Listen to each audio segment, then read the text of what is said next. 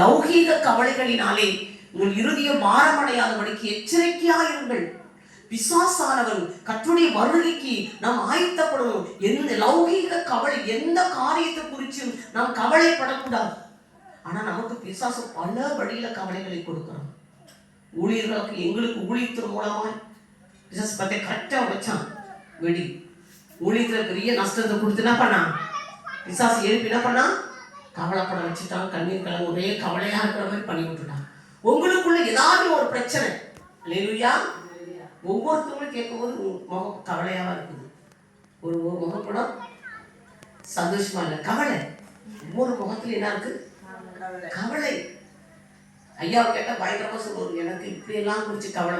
இப்படி ஒவ்வொருத்தவர்களுக்கு, எங்களுக்கும் உங்களுக்கும் யாருக்குமே ஒரு ஜாய்ஃபுல்லா ஏசாப்பாடு இருக்காத அளவுக்கு நமக்கு பல விஷயங்களை கொடுத்து, பல நோய்களை கொடுத்து, மனிதர்கள் மூலமா பல விதமான குற்றச்சாட்டுகளை கொடுத்து, ஏமாற்றங்களை கொடுத்து, நம்மளை கவலைப்படுத்தி, நம்மளை கலங்க வைத்து, கர்த்தருடைய வருகைக்கு ஆயத்தப்படாமலே நம்மை டைவர்ஷன் கொடுக்கிறான் பிசாசானவன்.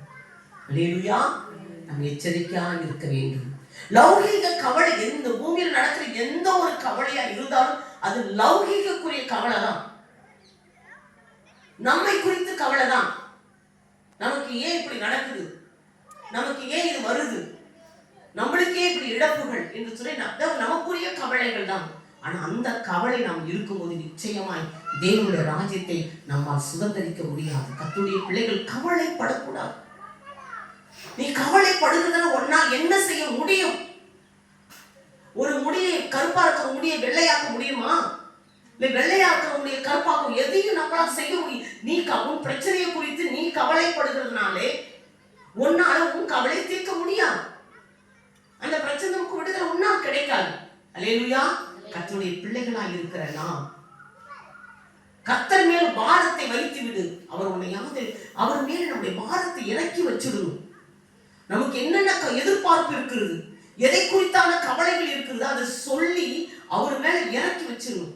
இறக்கி வச்சுட்டு கர்த்தருக்குள்ள நம்ம மகிழ்ச்சியாக இருக்க வேண்டும். வேதம் சொல்லுகிறது, ஆதியாகமத்திலிருந்து வெளிப்படுத்த நிறைய வார்த்தைகள். சந்தோஷமாய் இருங்கள், சந்தோஷமாய், மறுபடியும் நான் உங்களுக்கு சொல்றேன், சந்தோஷமாய் இருங்கள், சந்தோஷமாய் இருங்கள். ஏசாப்பா ஏற்றுக்கொண்ட கர்த்தருடைய பிள்ளைகள் சந்தோஷமா இருக்கணும். ஒரு துக்க முகம் நமக்குள்ள இருக்கக்கூடாது. துக்க முகம் இருக்க நிச்சயமா நான் கேட்டதை அவர் எனக்கு தருவார். நான் கேட்டதை அவர் எனக்கு தருவார். அவர் சொன்னதை எனக்கு செய்து முடிப்பார். ஆனா தேவன் குறித்த காலம் இருக்கிறது. தேவன் குறித்த காலம். நீ நினைக்கிற மாதிரி நீ ஒரு நினைப்ப, இந்த நேரத்தில் இது நடக்கணும், இந்த நேரத்தில் இது வரும், நீ ஒரு பிளான் போடு, நீ ஒரு டைம் கொடுப்ப, அது கிடையாது. அல்லேலூயா. நினைவுகள் என் நினைவுகள் அல்ல, உன் வழிகளும் என் வழிகளும் கிடையாது. நம்முடைய நினைவு அவர் நினைவு கிடையாது, நம்முடைய வழிகள் அவருடைய வழிகள் கிடையாது. அவர் குறித்த நேரத்தில் அவர் செய்வார். அதற்குள்ள கர்த்தருடைய வருகைக்கு நாம் எப்பொழுதும் ஆயத்தமாய் காணப்பட வேண்டும். அவருடைய வருகைக்குரிய அடையாளங்கள் நடந்து கொண்டிருக்கிறது. ரொம்ப உஷாரா இருக்க. எக்ஸாம் பிள்ளைங்க படிக்கவே மாட்டாங்க.